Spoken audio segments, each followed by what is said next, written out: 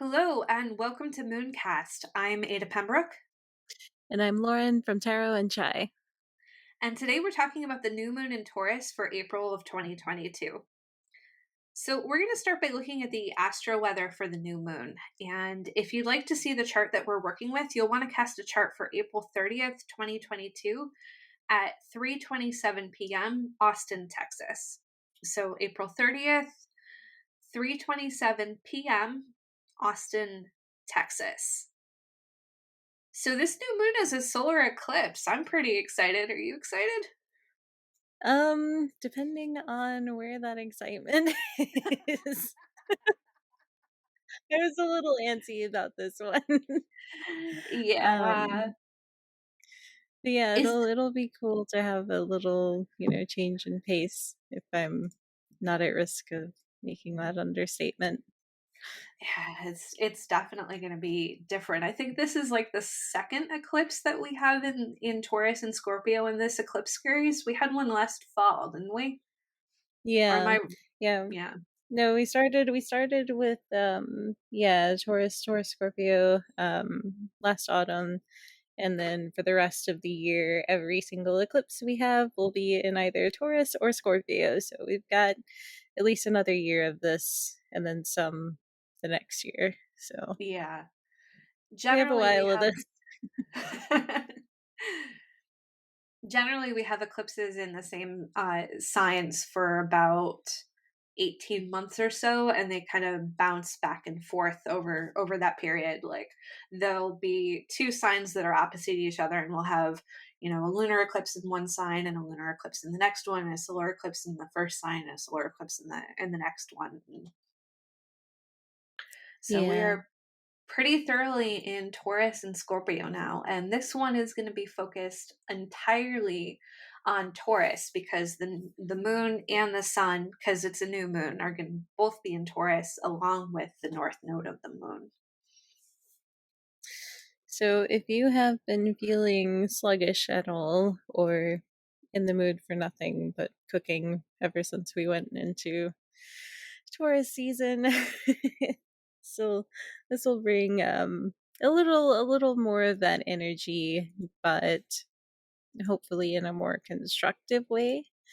Um, because when we think of Taurus, especially with the moon in Taurus, that exaltation there just puts us in a very good place to kind of work with that energy and having the both the sun and the moon. And I think this is why new moons in general are so nice for trying to work with the energy of a sign, is Mm-hmm. because you're getting a kind of you're getting a very unadulterated version of what that energy is like, because you've got the sun that's about ego and personality and the moon that is your kind of instinct and emotion, and they're both in the same sign, so it gives us a little more space to get familiar with that energy and feels what it really feels like without having that opposition. Yeah, absolutely. It's almost like the sun and moon are having a conference about how they want the next 6 months to go, and then they kind of go their separate ways and work in their separate areas. Like I like to think of the sun and moon as being like a royal couple. The sun is more of the executive branch, and the moon is more the diplomat and the relationships, and um, kind of like the in the United States we have the president and the first spouse, and when they're new, it's like they're having a conference and they're like bringing those two worlds together, and it's really focused.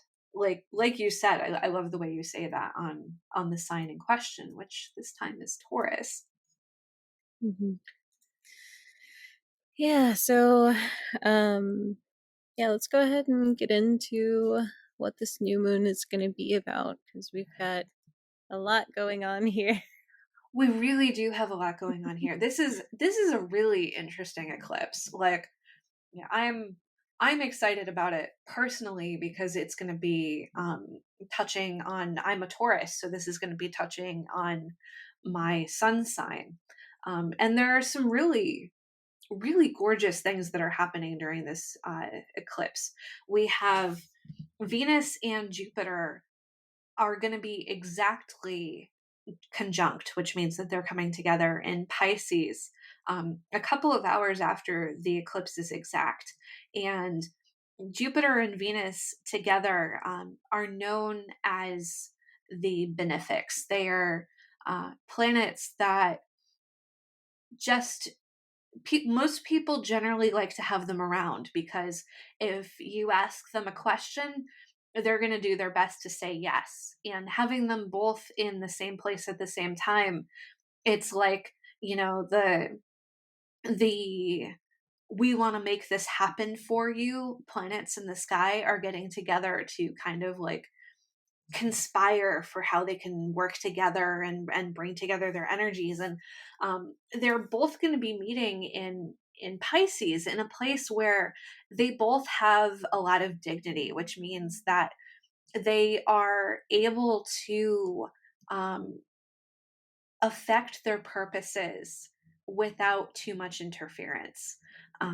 They Venus has is exalted in Pisces, and Jupiter rules Pisces. So it's like they're meeting at Jupiter's house, and whenever Venus comes into Pisces, Venus is a special guest.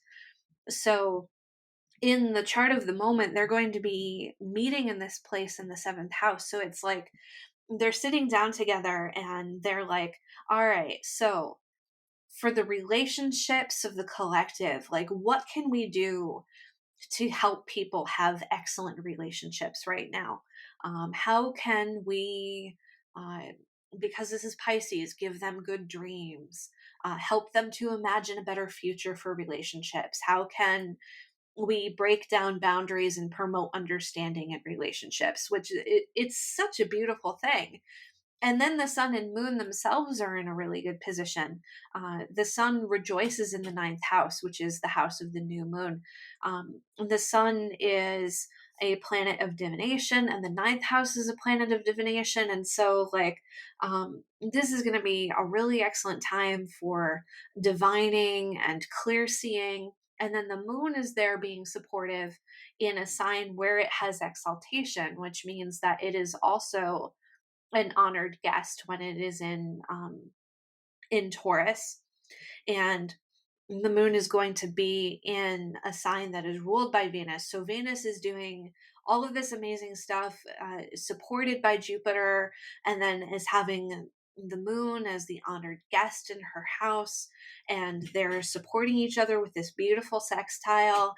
And so there's just like a lot of support for clear seeing and planning and building the good foundations for relationships. Like, all by itself, these things should be absolutely fabulous. But we have all of these other things going on at the same time. Um, Venus and Jupiter are having a party in Pisces, but they're also having a party with Mars. And Mars is not particularly well placed in this chart because it's a day chart, and Mars is the malefic of the night sect. So Mars is like invited to this party. He's like hanging out in the house, but he's not really well suited for having this conversation. So Mars is going to almost be like, the person who's like super socially awkward and keeps on getting in the way of what people are trying to do. Like, maybe Jupiter and Venus are trying to have a peace conference, and Mars is the like super militaristic dictatorial state who's like hanging out in the back of the like UN chamber, like continually threatening to like throw bombs at people. And Uranus is going to be in the same sign as the sun and moon, and Uranus is like captain of surprises. So it's like you've got these two really volatile, kind of violent energies who are both kind of like interfering with these two conferences that are going on. And then on top of it, we've got Pluto stationing retrograde the day before this lunation is happening. So we've got like a bunch of Plutonian energy, because when the outer planets station, they are like, we feel them especially intensely during those times. And that Pluto is going to be aspecting both the moon and Venus. So it's like Pluto is not at the conference, but is maybe like on a Zoom call and able to interfere with this. And at the same time, eclipses always involve the nodes of the moon. And if you look at the nodes of the moon the way I do through an evolutionary astrology lens, the nodes of the moon are always about karma. And because we're talking about the collective right now, it's like the collective karma. So one of the things that the sun and moon are going to be talking about are wounds and traumas that have been bubbling up for the collective and ways to heal it. And um, Saturn making a hard aspect to the nodes is like going to be casting this mood of depression and futility over the um, proceedings. It's like the sun and moon are trying really hard to find solutions, and Saturn is sitting there going, no, this is not going to be possible because we tried this last time, and the last time we tried this, X, Y, and Z went wrong. And so, like, at every turn, Saturn is going to be piping up and saying, I have a precedent here, and the precedent says no. So we've got these two conferences going on that are trying to work really hard for our benefit, but we've got all of these other factors coming in that are like throwing curveballs and trying to start stuff and just generally being like depressing and negating. So that is kind of the atmosphere that we're going to find ourselves in as we're dealing with this eclipse. Yeah, and I think it's really important to kind of look at, I mean, not just even the signs that these are in, but if we kind of simplify things a little bit and look just at the elemental balance in this chart, and this is Mhm. something that I haven't been doing enough of, but I want to start doing a little bit more because I am the queen of overcomplicating things. Um, yeah, even just the elemental balance in this chart, we have a lot of harmony. And so Mhm. if we're looking at, just Saturn's kind of the odd one out because it's in an air sign.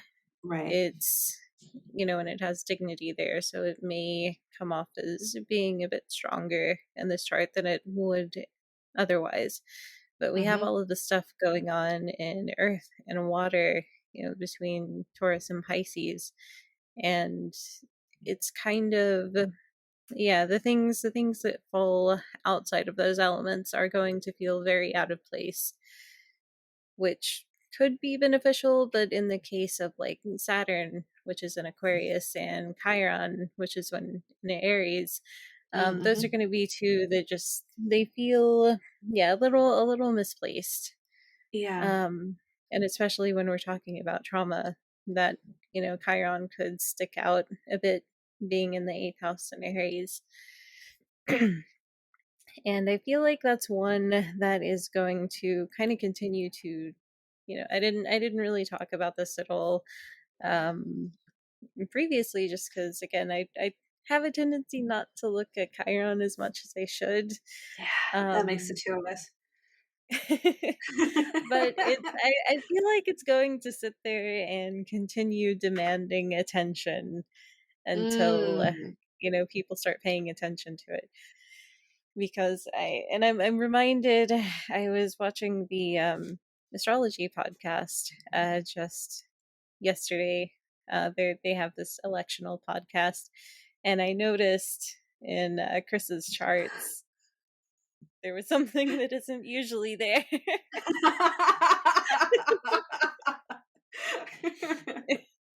And yeah, Lisa Namely had pointed Chiron. out. Yeah, yeah.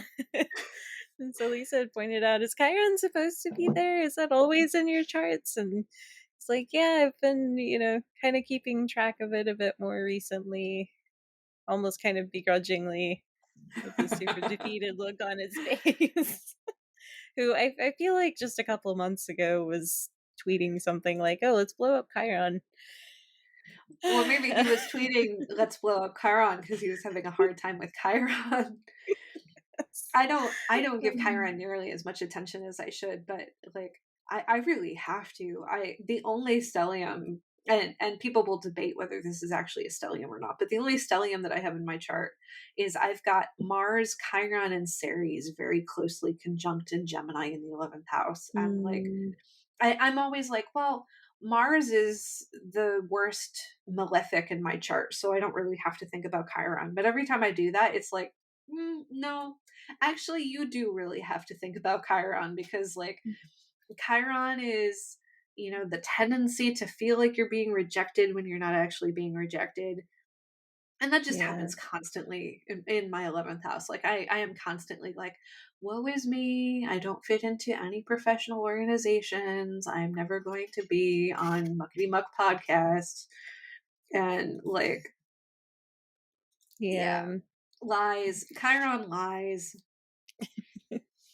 Yeah, and I feel, yeah, especially in a chart like this where you don't have a lot of supporting energy from other planets because Chiron is the only thing we have nothing else in fire here at all.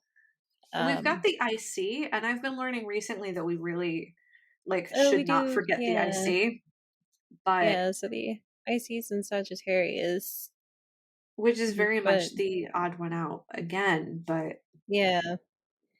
So beyond that, yeah, there's just so the little bit of fire energy that we have in the chart is the IC, which is below the earth and not mm-hmm, something that is going to be immediately visible or noticeable.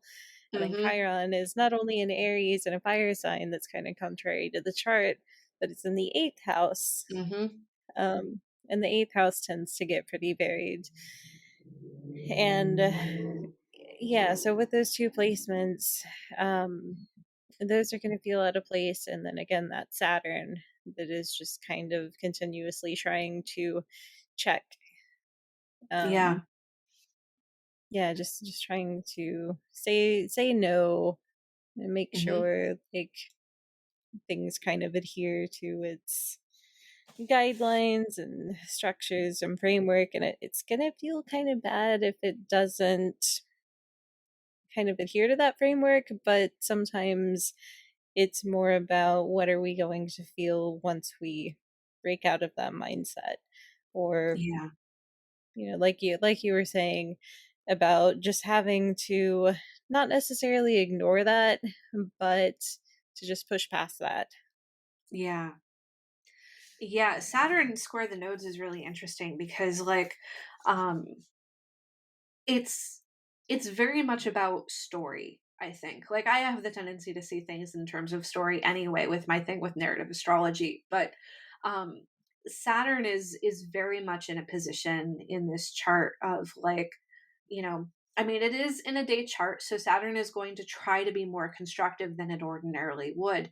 But it's in a position where, as literally the only thing in an air sign, well, other than Mercury and the midheavens. So we've got some air going on, but, like, um as the only thing in an air sign that's directly involved in the lunation, Mercury is kind of off doing its own thing.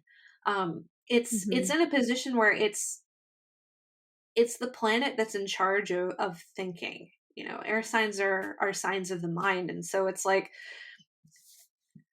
Saturn is the intellectual lead here, and because Saturn is so good at thinking about past precedents anyway, because Saturn is very much a planet of the past and it's a conservative planet, like, a lot of the things it's going to be pointing out are going to be legitimate obstacles, but the underlying issue with Saturn in this case is going to be that it simultaneously wants you to accomplish things while also presenting you with a narrative that you have to overcome. So it's like you're in a position where you're going to be feeling the need to really sink your teeth into something difficult, to get clear on what your great works in this life are and make steps toward them, while at the same time fighting this, like, spirit of depression and this like um sense that everything is standing against you and it's impossible. But I think that um it's important to strike a balance between recognizing that Saturn is probably the most rational voice in the room, and also recognizing that Saturn kind of presents itself as a paper tiger. Like, yes, the things that Saturn is saying about the past are correct, but it's not in the past anymore. This is a new day, this is a new situation. And entirely planning your actions based on what has happened in the past is keeping you from being in the present and in the moment.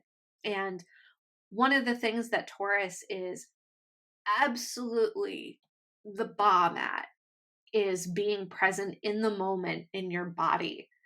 And so, like, the direction of growth and the direction of happiness and the direction of productivity for this lunation is to stop thinking, get into your body and really feel your feelings and be in the present moment and like stop projecting into the future, stop projecting into the past, and just look around you at the moment and say, okay, given the situation that I have right now, what are the options available to me right this second without worrying about, this obstacle or that trauma? Just like, what is here now?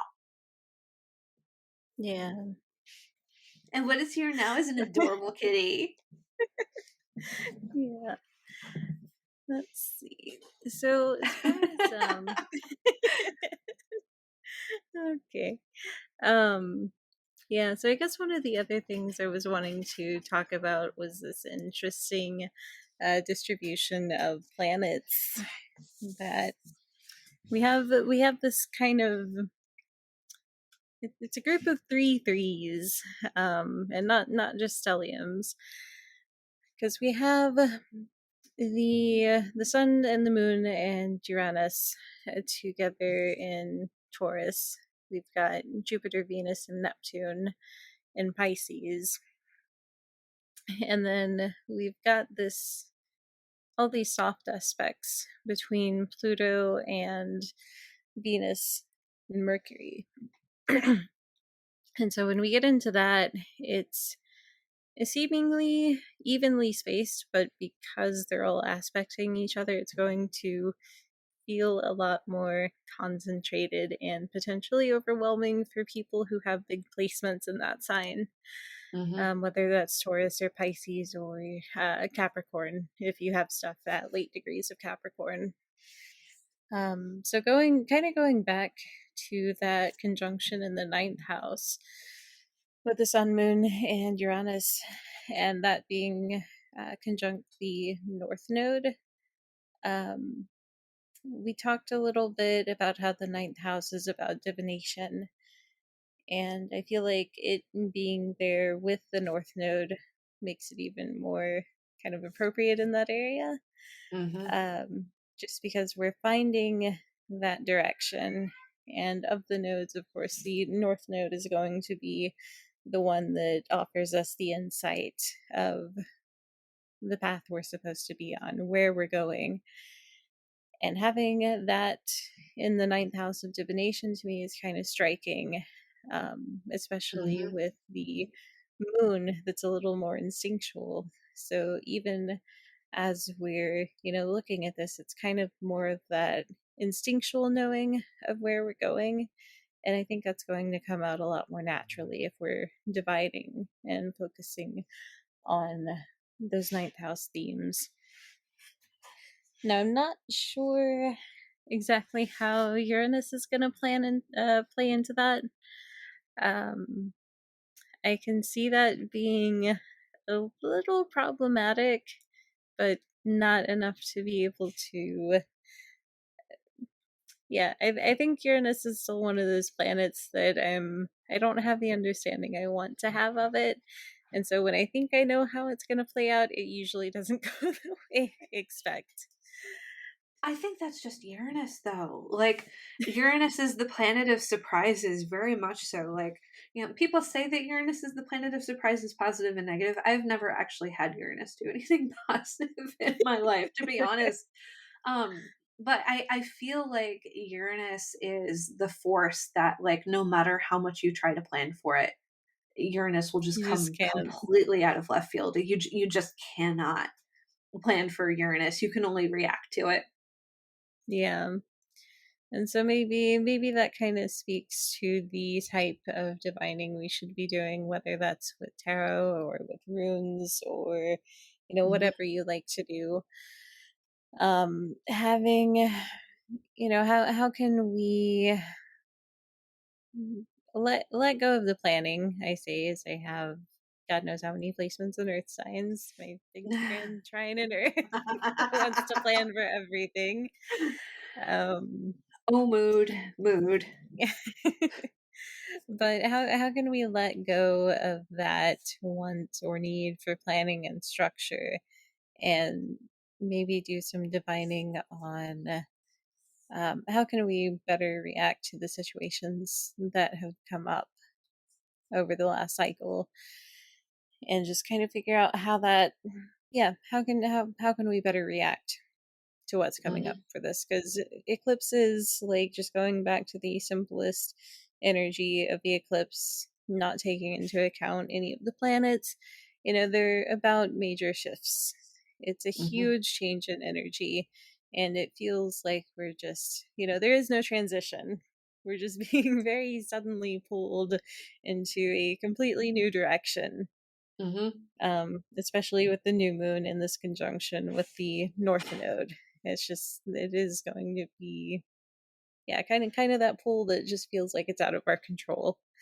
Yeah, Um, and so I think our divining, if we decide to approach that this way, um, yeah, should be more about the reactions and less about divining to see, what's around the corner. It's yeah, you don't want to be predictive right now, because it's just not, it's yeah, not a good time for predictions. yeah. It's much more, especially with that Taurus influence, it's much more a time for how do I deal with the things that I find right in front of me, and, Hmm. uh, practical. The earth signs are so practical. I mean, like, that's their whole thing, um, and I think Taurus may be most of all in certain ways. I mean, Taurus is the broom that comes along and cleans up after Aries, so Yeah. um yeah, so kind of taking that energy into account, the next sort of the sextile that we have is with Venus, this group of planets with Jupiter, Venus, and Neptune. And I think, was it, oh, what was the article that we were recently, it may not have been recent, my perception of time is gone right now. mm, um but there was an interesting comparison drawn between Neptune and Venus, and Neptune's expression is kind of a higher octave. um oh, what is that? What article was that? I'm not gonna remember it right now, as this happens with seemingly every podcast. um but Well, if yeah, we so there remember, we'll was, put it in the show notes. yeah. Um, so with Neptune there, we have what's already kind of a very romantic outtake of the seventh house topics. Because with Venus and Jupiter there, you've got both of these benefics that are going to, since they're in dignity, play out very strongly. But then Mhm, we have Neptune there that is typically seen as something that clouds judgment, makes things obscure, difficult to see, mhm, and that can make it hard to find direction as well.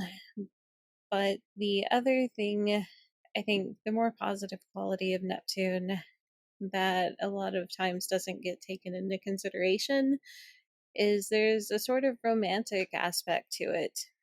And when I see it there with Venus, I kind of think of the rose colored glasses that are associated with a very Venusian look at what's going on in this house, but Neptune makes it even more so. It kind of magnifies that to the point that maybe we have an overly romantic view of these topics. Mm, Um, and we almost, it's got like this very attractive mystique quality about it when it's so close to Venus and Jupiter. And it's almost impossible to see past that. So we do still have a bit of that clouding, but it's much more romanticized. We're seeing things that are, um, in some cases, too good to be true. I don't want to yeah. say it's going to be like that for everyone. It's going to depend a lot where this hits in your chart. Yeah. For me, I've got Pisces in the fifth, so that's going to be hitting in my, house of pleasures. So that'll play out, more in that direction. But yeah, that being in the fifth or the seventh house is going to make it take on more of those romantic qualities that are very heavily associated with Venus. If ever there was a time to watch a rom-com with your partner, if your partner or you for that matter can stand rom-coms, this is definitely the lunation. Like Yeah. I would argue that like maybe one of the best uses for this lunation would be to get a really big tub of popcorn and order some like exquisite takeout and just like watch your favorite like comfort movies and just be like completely decadent with your partner. Well, no, Get out that's the the chocolate theme and of the Taurus as wine and well. yeah. Yeah. One of the things that Stephen Forrest says about Taurus that I absolutely love, especially like Taurus in the with the North Node there, is that um, we have the tendency, especially people who are particularly scorpionic, to think that the best thing to do is to be intense and do the hard work and all of the deep like psychological stuff. But Taurus, especially when the North Node is in Taurus, the answer 99% of the time is a hug and some really good food, preferably with carbs and cheese. Like Yeah. the the high road is just recovery and like I mean, if we have ever been in a time where the collective just needs to frickin' recover from trauma, I think this is it. Yeah. And the last thing I have is yeah, so we covered the kind of stellium up there in Taurus. Um Now this all these soft aspects that we have between it's Mercury, Venus, and Pluto. And Mhm. Mercury might feel a little disjointed because it is at 0 degrees of Gemini. Um, but at least by degree, we have these two sextiles going on. So we've Mhm. got the Mercury trine Venus, Venus trine Pluto, and then of course not trine, sextile.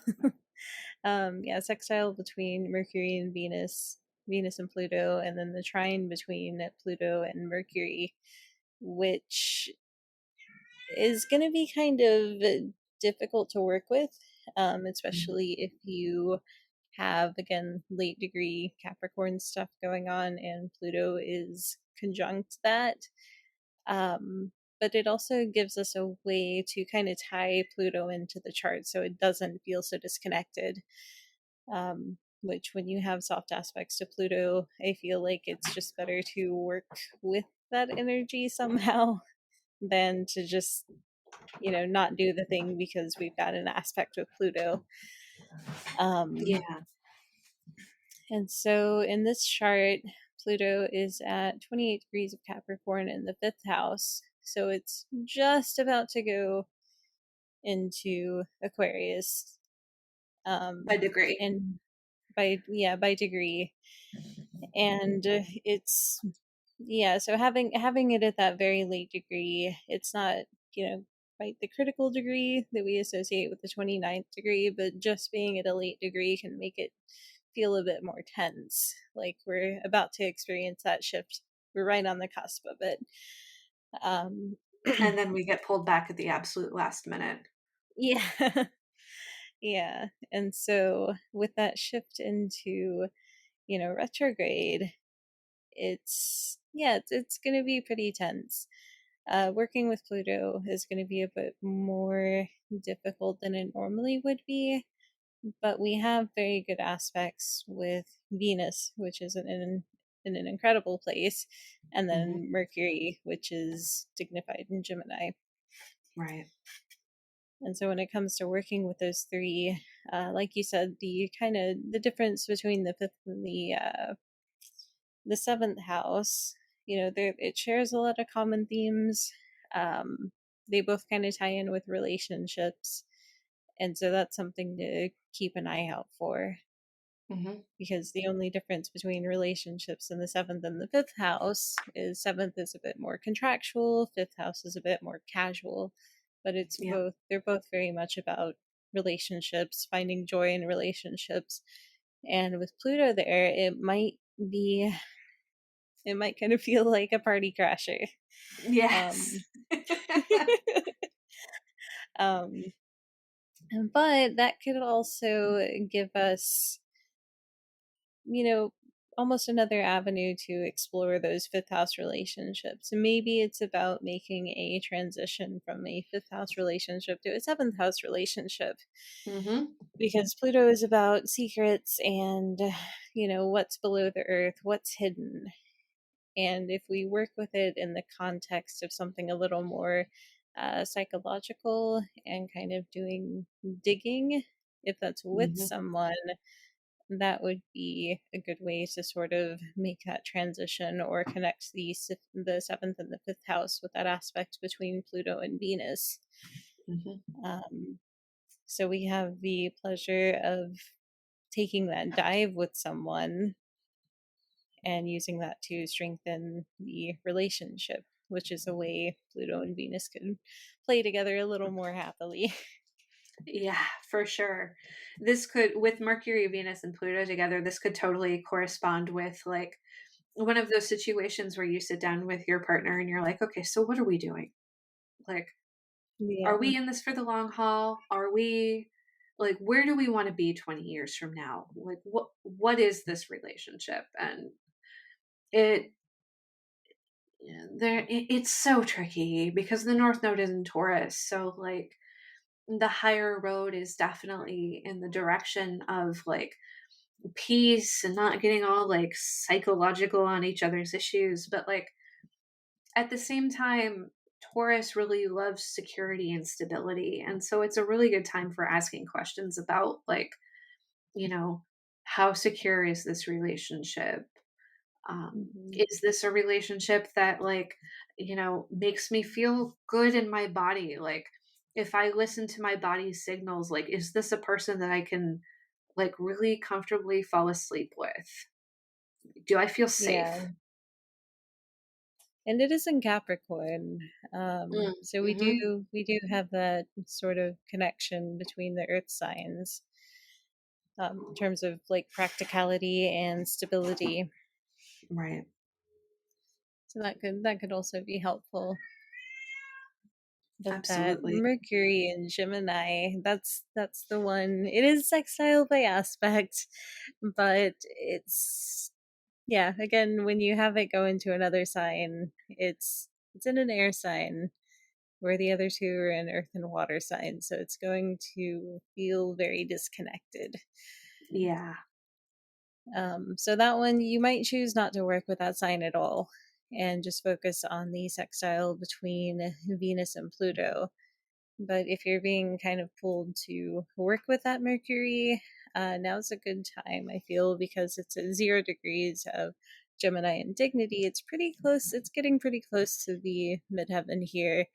Hmm. And we have limited time before it goes into retrograde. So um, this is kind of the time where we want to start wrapping up anything that requires careful communication, Hmm. um, before that hits. Yeah. get all of the data now so that you can process it while Mercury is retrograde. Exactly. Yeah, because I'm very much of the mind that you don't. It's not that you don't want to do anything communication related during Mercury retrograde. It's Hmm. just there are very specific communicative activities that are good for retrogrades. Yeah. Like you said, processing information that you already have, Yep. um, editing, revisiting old connections, Yeah. projects, that sort of stuff. Just anything with Research. re at the beginning of it Yep. is going to be, yeah, something for that. So if we just focus on getting all the stuff that we need now, getting all that into the open, even, and especially if it's a sensitive topic, like now is the best time to get it out into the open, because we do have that kind of transformative aspect with Pluto, and that Mhm. could be almost a catalyst. But get the information out in the open so that you can let it sit, settle, and process it over Mercury retrograde. Yeah, that sounds like an excellent plan. And I Mhm. think that your kitty is trying to remind us of the importance of Gemini in this equation. Like, I think you and I are both kind of like, it's an outlier. That's not gonna.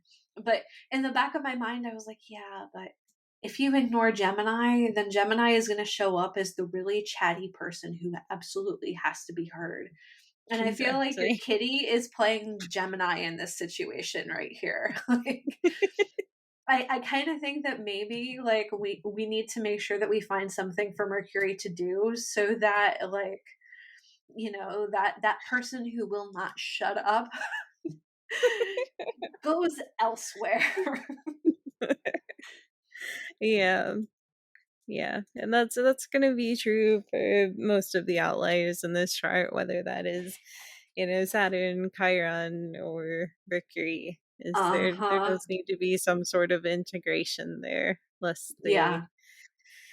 act out in unexpected and probably unpreferable ways. Mhm. And that I see in Sagittarius too. Yep.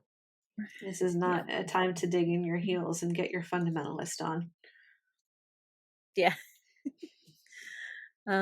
So I guess the last thing about this chart that I have is Mars, because while Mars is not quite a part of um, that conjunction over there with Jupiter and Venus and Neptune, it is in the same sign. It's co-present, and it's right there on the descendant.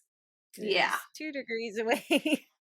So Mars being on an angle in a day chart is one, something you absolutely never do in electional astrology, Mhm. and two, it's something that's just going to make connecting with people a little bit difficult right now. Mhm. um as someone with Mars in the 7th house opposite Pluto, it's, even if you have the best intentions and you think you are being um you know flexible and just, yeah, it doesn't matter how you think you're being, is what it comes down to. That Mars that Mars in the 7th house, and especially right on the descendant, is just that's going to be something people see or feel, and that's Yeah. going to come across in your connections. So when we're thinking about how to deal with that, it really just comes down to not necessarily even how do you tone that down, but how do you work with it? Yep. Like what kind of social activities, or I guess in the context of the 7th house, um, which could be contractual relationships like marriage, or fiance, whatever connection you have with those people, but also business partnerships. Mhm. Mars can be a boon in business partnerships if you're someone who has a lot of introversion and passiveness in your chart. especially in a sign like Pisces. Pisces is often so disconnected and all over the place that Mars I love Mars kind Pisces, and of, it's so true. yes. Yeah, nothing against Pisces. But it does need something that helps it take action. And I think Mhm. Mars can be that thing that kind of kicks it into gear and helps it learn that it can't just sit there and be this puddle on the floor. Yeah, yeah, I mean, we were saying earlier that this is a good time for, like, relationships or discussions with partners. Like, one of the scenarios that could potentially happen over this eclipse is you have a fight with a partner that ends up becoming a serious conversation about what you're doing. Yeah. So potentially being open to the idea of conflict leading to a place of clarity and understanding is potentially a way of handling this eclipse. Yeah. So it's both something that can be worked with, preferably not in a day chart if you are kind of working with elections, which I'll get into a little bit at the end when we're talking about what we're doing with the new moon. Mm-hmm. Um, but yeah, just don't not do anything because you're afraid of how you're going to come off to people, but just be aware that it's there and be aware of how that might play out so you can kind of account for it and adjust accordingly. Yeah, like maybe I'm not really the one who should be saying this to somebody with Mercury and Aries, but like maybe, you know, if you think that you're talking at like level 9, like turn it down to to level 7, cuz like or the other way Yeah. around. Do you think you're talking at level 7? Like turn it down cuz you're actually talking at like level 9. Like people are going to be more on edge and sensitive, and because of the presence of that Neptune, like that is just absolutely perfect for misunderstandings. Hmm. Exactly. And just, yeah, that co presence in the seventh house is all kinds of disasters if you're not aware of, what it can do. And so, And like I that's a good said, I way don't. to Oh, go ahead. and that's a good way to channel that Gemini. Like Gemini at its absolute best is active listening. And Yeah. like having Mercury in Gemini, like if it isn't, being dysfunctional Gemini and talking over people like I did a minute ago, like it Gemini is excellent at like active listening and listening between the lines and getting like the facts straight and making sure that it's not like falling into fuzziness. And so like, pulling out one of those Psychology Today articles where they outline the steps of active listening and like keeping it on your lap while you're talking to people might not be a bad idea. Yeah. Yeah, so that's, and like I said, I don't like to get super doom and gloom and, oh, we have No. these terrible planets on the angles or whatever. But as long as you're aware of it, that's the biggest thing, because it's just when you work with that sort of energy, if you're not aware of it and don't have an idea of how that stuff plays out, that's when it becomes a problem. So it's Hmm. just that need to be a little more mindful, um, so that when things do play out not quite how you expect, you're ready to adjust for that. So, Absolutely. All and right. that's all I So have for this chart. so it looks like the next thing on the agenda is to talk about, all right, so we've got all these energies. What do you actually do with them? I mean, especially with this being an eclipse in an earth sign, like, this is about practicality. This is about getting down to brass tacks. Because this is an eclipse, one of the things that we wanted to talk about was how does an eclipse modify how you work with the new moon? If you work moon magic at all, you may be familiar with the idea that eclipses are very not typical. And a lot of people advise you to not do any moon magic at all during eclipses. This is something that I've been thinking about personally quite a lot lately. I actually wrote an article for my blog about practicing moon magic during eclipses. There's going to be a link to it in the show notes, no matter where you're listening. We'll make sure it's in the show notes. Um, but because this is a new moon that's going to be conjunct the North Node, intention setting is going to be more difficult because your sense of what is possible is going to be worked by your past experiences. We already talked about this a little bit when we talked about Saturn being square the nodes, because Saturn is really adding to the sense of futility in this lunation. But the North Node is all about, like, it's the path of growth. It is the North Star that you don't believe that you are ever going to be able to reach, but that you long for so completely. And in this case, it's in Taurus. So the energy around those North Node longings are going to be, I want to live a life with security. I want to live a life with stability. I want to, all of those cottage core people who want to run off and live in the woods and like farm alpacas and stuff, like those dreams are going to be hardcore on tap during this lunation. And the one of the things that is being asked of us is to not turn away and numb out, as Saturn and Aquarius might be inclined to do. um, the the task for us during this lunation is to let your heart break for the impossible, really feel into those desires, and allow yourself to dream, and allow yourself to really sit down and look at what it would practically take to make that dream come true in your life. And, this is a very earth sign lunation. See if you can make the practical changes in your life that would allow you to live out your dream, your authentic dream, not the dream that everybody says that you should have. All of those, life hacker articles about how to live a best life. No, this is about the moon in Taurus. This is about getting into your body and getting into your heart and feeling for yourself, feeling into your own authenticity about what security and safety and stability mean for you, and building a life um, that matches that. For me, this lunation is going to be in my 10th house, um, fairly close to my sun, like I mentioned earlier.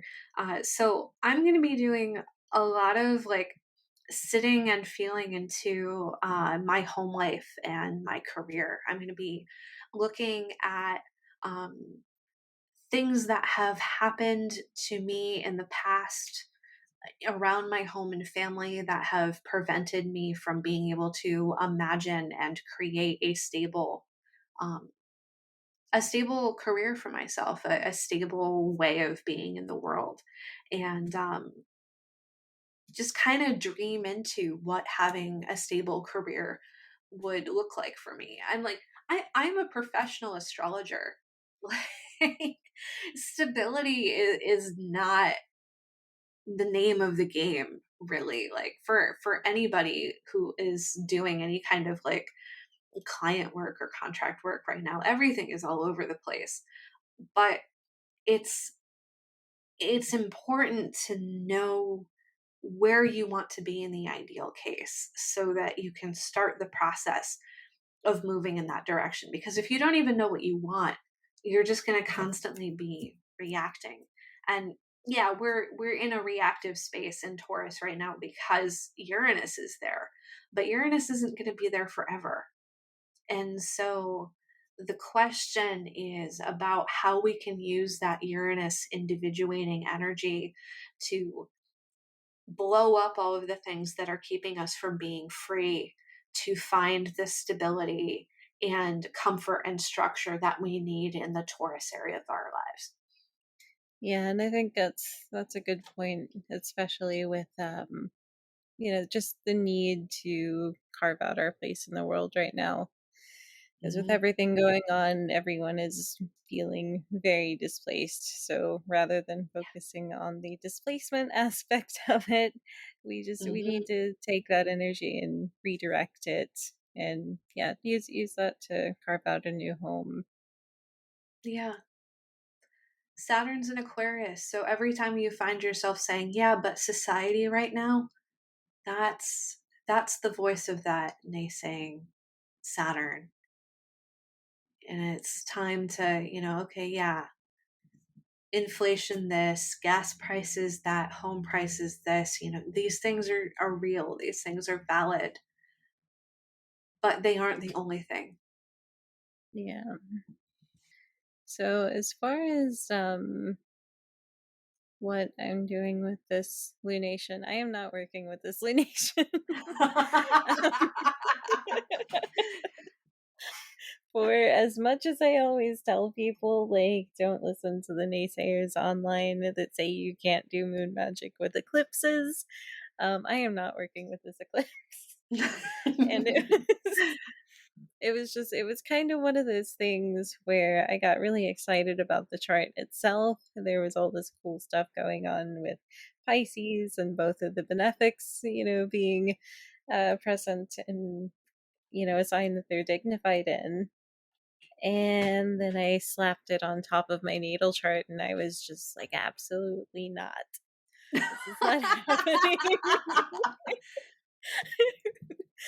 um, so a lot of that is because of the so I have Mars in Taurus, which presents some interesting issues because that's Mm, going to be conjunct Uranus and the node, the North Node, mhm, and when I yeah, so I've got that Mars Pluto opposition in my chart. I've got Pluto in Scorpio and Mars in Taurus, and they are pretty like it's a pretty tight aspect. It's a pretty tight opposition. mhm, Um, and when I put the chart on top of it, my Mars is at 21 degrees. That North Node is at 23 degrees, and oh, my Pluto is on the other side in Scorpio at 20 degrees. So they're pretty closely conjunct. And the more I looked at this chart, the more problems I found with it. And it's not so much that I don't want to, I basically don't want to do anything on that lunation because it's just not going to go how I want it to. And that may sound negative, but there is the positive side of this. And that is that while the lunation itself and the eclipse itself may not be the best of timing, especially with where the moon and Uranus is in my chart. Um, I've been focused on working with those two benefics as much as I can before they get too far apart. So, one of the things that came up was, depending on when you're listening to this, on the 26th, there is there's an election where the moon is in Pisces there with Jupiter and Venus and Neptune, and it's pretty tightly conjunct. And at night, if you put Sagittarius on the ascendant, that'll put Pisces in the fourth house. So I'm actually writing a remediation meditation because meditation is a good fourth house topic to focus mhm, on. And then we've Ada, you mentioned earlier that this is a good time with that Pluto Mercury trine to kind of start digging up some of those messages from your subconscious and using that energy for transformation, which yep, is remediation. Remediation in a nutshell should be transformation if we go about it the right way. absolutely. There's um, no point otherwise. yeah, and so those two topics fit very nicely together. And so, well, I won't be doing anything on the eclipse because Mars kind of wrecks that party for me. Um, yeah, tonight I'll be doing that, or tomorrow night I'll be doing that remediation meditation and just kind of focusing on setting some new practices for myself. And so that's one I'll also be making available online once I get done with it, just in time for the next Mercury retrograde. I am looking forward to that so much.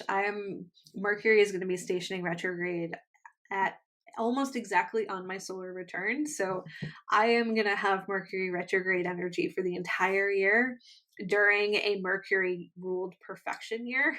So I'm probably just going to end up like listening to your remediation meditation like over and over again.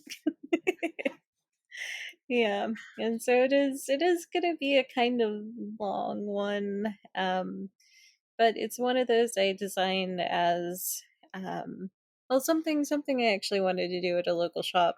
It's a guided meditation, so it's going to be probably about half an hour if I can get it to where I want it to be, and not any longer. I'm trying not to go longer. Well, I'm we were trying to just aiming for cap it half at an 30 hour and we're minutes. Oh, yeah, we're at an hour now. yeah, Um, we were aiming for half an hour and we're at double that now. So yeah, so I, that's what I'm working on, and I'll have that done in absolutely no longer than 30 minutes. if you can pull that off, I will tip my hat to you for sure. Apparently, the entire astrology community is drinking whatever Chris Brennan is drinking because everybody is going long. It's ridiculous.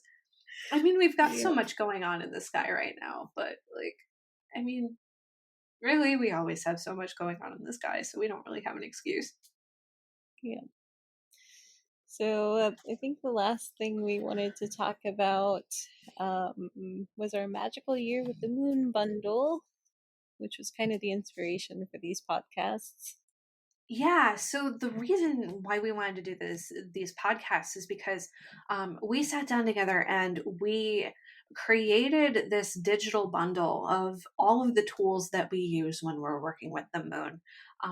We put together a calendar to help us keep track of the lunations, to remind us what the lunations are about, to remind us where the lunations are, to give us some journaling prompts and some tarot cards to meditate on for the lunations. We sat down and we did this a year in advance so that we could just focus on responding to the planning that we had already done. And we're including that calendar in this bundle, and it works with pretty much any calendar software. We made it in Google Calendar, but it works with Apple Calendar as well. So any calendar system that works with either of those allows you to incorporate it right into your digital calendar system so that you can um, not be surprised by new and full moons again, or get to the new and full moon and go, oh no, this is an eclipse and I completely forgot about that. We've also included Moon Mood Journal, which is a digital journal that um, I made that helps you to figure out your own personal relationship with the moon as it goes through the signs by talking about what the significations are for each of the moon signs and giving you some journaling prompts and um, guided mood tracking worksheets so that instead of just going with whatever astrologer says you're supposed to feel, you can figure out what your own personal relationship is with the signs so that you can put together your own cycle of um, being able to predict a little bit how you're going to feel at different times of the moon's monthly cycle. And then lastly, we've included a workbook called Moon Dreams, a guided manifestation journal that helps you to create some structure around working with intentions and manifestations during new and full moons. It'll help you figure out a system that allows you to set intentions for 12 different areas of your life over the course of the year and work with them in a structured way. If you're like me, you might have the tendency to always, every single new moon, set the same intentions. Like for me, I want to improve my career every single time. And it ends up being that there's a great deal of imbalance because I'm constantly channeling that moon energy into my career, whether it makes sense with the energies in the sky or not. So Moon Dreams helps you to create a program where you are setting intentions in a balanced way so that you're able to kind of spread out that moon energy goodness over the course of the year and improve each area of your life systematically instead of constantly obsessing about that thing that you're obsessing about. So, if you want to pick up a copy of the bundle, I have it for sale on my website, and you can check the link in the description of this podcast. But you can just go to adapembroke.com/shop and you can find the bundle there. Alrighty, and I think that's all from me. So we'll go ahead and wrap this up. And yeah, Happy like I eclipse, said, everybody. yes, have fun with the eclipse. And if you're interested in, yeah, kind of seeing how we work with that, Ada's gonna include the link for the um her blog post on the moon magic, Hmm. and we'll also drop a link to that bundle. All right. All right, thank you Happy so days. much. Thank you. Bye.